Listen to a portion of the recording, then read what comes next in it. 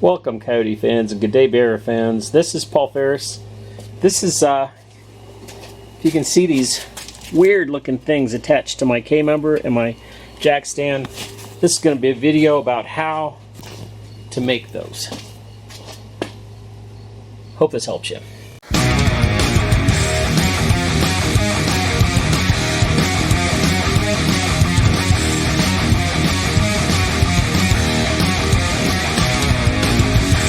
Alright, ran into a snag. The whole thing with these Frankenstein K-member safeties causes me not to be able to bolt the K-member into the car. They're in the way. And my original thoughts were, when it comes time to bolt the engine into the car, no big deal. I'll take them out at that time because the engine will be static on the K-member stands. But the problem is that when you get to the point of doing it, they want so badly to slide off that it's just not a good idea to take the K-member safeties off. So I need K-member safeties that can be removed later, and that led me to this wild hair idea, which is I bought these lag bolts. They're 1/2 inch. Overkill, I know, but they're 7 inch long. I can weld them to a piece of angle iron and then strap that angle iron to this part of the K-member. I don't know if you can see it, but the idea is I'll just use washers and some other angle iron against this part of the jack stand. That will allow me to keep the K-member in position no matter what the angle is, and not only that, I can adjust the K-member then back and forth. This is going to be like a C around that stock, and the bolt will go through 2 washers, one at each end of the C, and I'll be able to adjust the bolt forward and back, so that would allow me to do things like center the engine maybe better on the K-member stand or whatever. Because it's darn close to everything working just fine. When we bring the engine down, it's like within 1 inch of the K-member, which is exactly what I want. I just can't do it with the safeties in place, and when I pull the safeties, it's very obvious the engine wants to slide right off of there and spit the K-member stand out like a big lozenge behind it. Bing! I just can't afford that. So we're not talking a whole lot of force here. We're probably talking, 50 pounds, 30 pounds, something like that at the most. Most of the weight of the engine is on that K-member pushing down on the jack stand, and this thing has to overcome it in order for that to work. And that's a lot to overcome, but still, you can tell it wants to. And I just can't afford to have it come off. And besides that, I mean, these things just are so unwieldy. I'll just return the scrap steel to my scrap steel pile, and they'll become something else. So that's where we're gonna go. I'm gonna start by cutting some angle iron. Looks like I'm gonna need a piece about 3 inches long here. I'll measure it carefully. I'm gonna use hose clamps around this part of the stand and indentations in the angle iron, and this and my welding skill to get this roughly where it needs to go. And then from there, it'll be a matter of just getting the washers in the right location, and I know I can do that. And the beautiful thing about this is there'll be enough play and everything to where, when the engine rocks or whatever, it'll hold it still in place. So it'll be interesting. Let's get started. Alright, well, this safety here is in the way of me bolting my Barra into my Barra stang. So I've come up, I believe, with an alternate safety here. These wrap around via hinge the post here, important you be able to remove them. So, consists of I believe that's a 2-inch U-bolt. I've got it saved in my Lowe shopping cart, so I've got a receipt with this. The U-bolt goes in here, but let's do this is an ordinary lag bolt, 7-inch, I believe a 1/2 inch diameter, welded to the connector for that U-bolt. And you install it by threading it in here. Let me pause the video and get it threaded in. Alright, got them installed, the safety installed rather, and the main thing here is that this thing only has a certain amount of play in it, but unlike this safety, it's out of the way for the bolts that you need to put in for the K-member. So I should be able to manipulate these nuts a little bit and take the tension off of this thing here and pull it. And so let's try that. I'm going to have to basically do some tightening and loosening of these nuts. See if I can capture that. Alright, so this is the new safety. Out of the way. I can now bring my K-member, the body down on the K-member without it being impeded by that. And now I don't have to worry about my K-member slipping off the jack stands, because this bracket is basically holding the K-member relative to the jack stand. The jack stand's weight is on the jack stand. Pardon me, the K-member's weight is on the jack stand. So it's like $20, $25 worth of parts at Lowe's. It's a $7 lag bolt welded to this U-bolt. That's a 1-inch channel. You're going to need, let's see, 2.5 inches, 5 inches, 10 inches of that, 10 inches of 1x1x an eighth, a couple of hinges. I believe I got those at Ace Hardware for $2.50 for a pair of them. This one is not one of those hinges. This is prototype. Anyways, point being that my previous safeties weren't cutting it. They were in the way. These are not. So if you decide to do a K-member stand with a Barra, like I did, you probably want to make a set of these. I'll lay out how I did it in another part of this video. Very, very straightforward. I'm going to guess total assembly time, welding and everything, you're looking at a half an hour per side. Not a huge amount of time. Other people that are quicker at metal fab probably knock it out quicker than me. And their welds will certainly look more professional than that. These are very strong. I think they're going to get the job done. I was very liberal with weld around those big 1/2-inch washers because they're doing structural duty.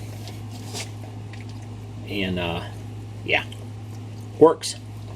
So again,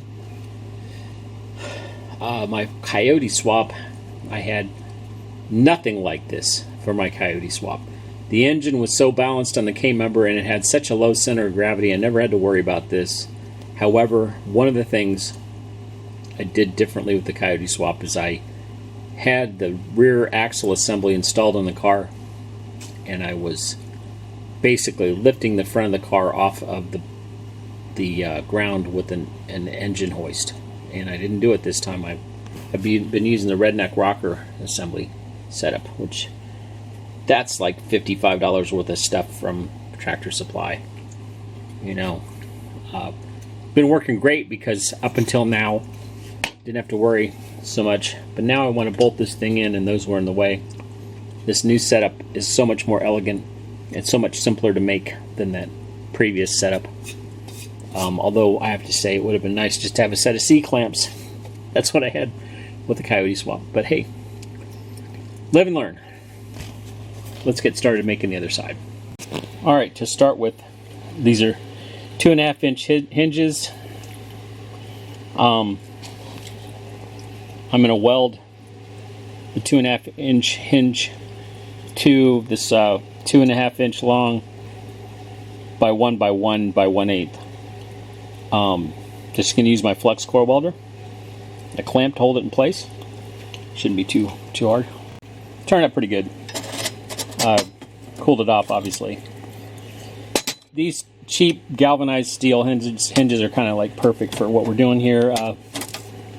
For one thing, the galvanization helps keep flex core chips from sticking. Kind of nice.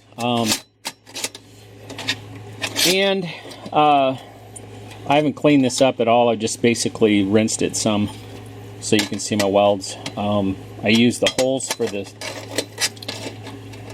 screws to do some spot welding and a little bit of zapping there, and we're good. That thing's not coming off. So the next step is going to be to mount this to the actual jack stand, because getting this kind of precision, I use the word loosely in this context, to where this thing will close up around the jack stand easily during assembly and disassembly is tricky. If I had another set of jack stands, I could use them, but I'm going to use the one on the motor right where it's going to go. So, alright, kind of be hard to see without a little more light, but I've got the 2 pieces of angle iron installed around this. Is roughly 1 by 1.5 inch stock. So the hinge takes up some of the lost distance around that stock. I think it's really more like 1.25 inches. Anyways, I'm going to zap these, basically do a couple of minor spot welds to get this thing in place. As you saw before, I welded the other one off the car because trying to get to this weld surface over here in the front, very difficult on the car, and I don't want to throw a lot of sparks toward my beautiful Barra. So I'm just going to do a zap, get this thing tacked in, and then pull it over and take it to my bench and do the flex welder to get it put in the rest of the way. So I only did 3 welds with it right there. Didn't want to throw a lot of sparks. Here you can see the difference between a flex core welder, those welds, and a gas welder. It's just so much cleaner. And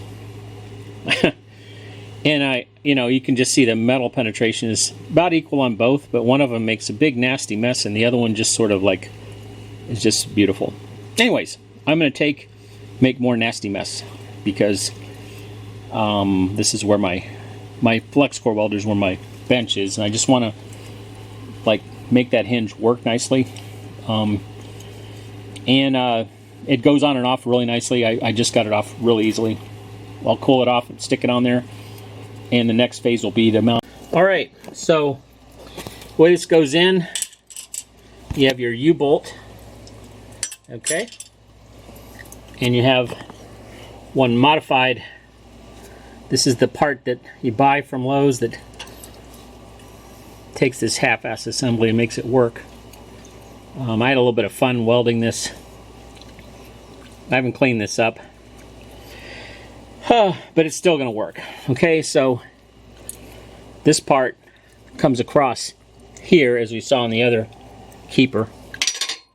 So where does this go? It goes into this area here, where you've hopefully got the same thing I've got, the tow hooks. But if you don't know, I think it's still going to work. And this guy, pick whichever way you've got it set best, threads in there, just like so. So let's, alright, so that one's in place. So I've come up with the sort of technique to create these easily. I used a larger washer on this side because the smaller one was not going to reach over. I don't know if you can see it from there, but this smaller washer was not going to reach the 1x1 hinged assembly. So I just got a larger washer that I happen to have on hand, and I welded it in place, and I used the smaller washer and the larger washer, and hey, it's all good. Your mileage may vary. I'm sure I could have come up with a small piece of metal and, you know, whatever. But as it sits, this is doing its job. It's holding the K-member relative to the jack stand, and it's kind of a multi-safety here. I mean, I don't know if you can see it, but you know, this thing's clamped onto the jack stand by these two nuts. They're sort of like jam nuts in this scenario. So like, it's kind of like a safety to prevent the jack stand from dropping on you, but on top of it, it's going to keep the K-member relative to the jack stand without you know, a whole lot of muss and fuss, and mainly without getting in the way of our mounting. So I can mount this. I just realized that before I wanted to do that, I really wanted to finalize the wiring harness under the motor here a little bit. I was in the midst of sort of tying that together. I'll do that. And by golly, anyways, that's how to make a set of safeties. You buy, I got the list of parts and I'll put them in the description. This is about $35 worth of parts. It's a 1x1, cut at 2.5 inches. This is a 2.5 inch galvanized hinge. That's a 7-inch lag bolt you see there, 1/2 inch. Coarse thread, and of course 2 nuts to go with it, and 2 very large washers. Okay, and then this U-bolt, which I believe is a 2-inch U-bolt for the money there. That's kind of hard to beat, that kind of arrangement.